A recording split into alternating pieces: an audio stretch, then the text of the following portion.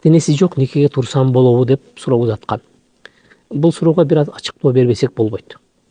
Ата энеси жок никеге турсам болобу деген сөздө суроону кыз узатып атабы же жигит узатып атабы?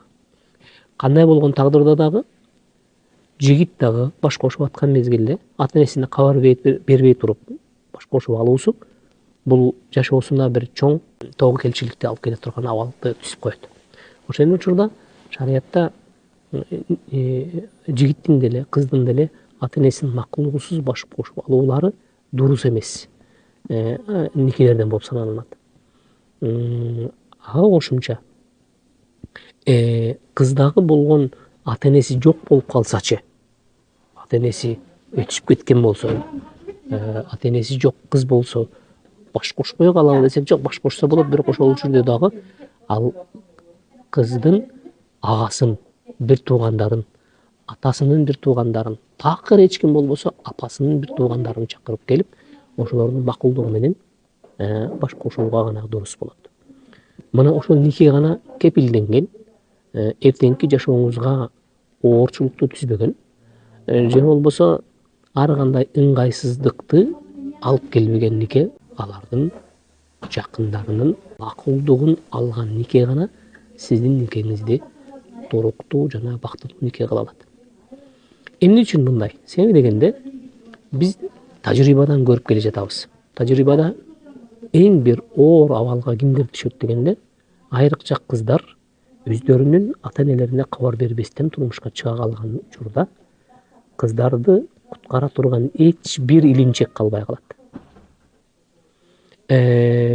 Ушундай бир абалдар болуп калып атат. Керек болсо никеге туруп аткан мезгилде болгон абалдын баарысын жөнөкөйлөштүрүп, эчтеке эмес, биз болгону сүйлөшүп атабыз, азыр болгону мындайча айтканда анын макулдугун алып атам деген сөздү гана кыз өзүнүн ата энесине жеткирип, а бул жактагы жигиттин алдында болсо баарысы эмне пландагыдай эле кете берет.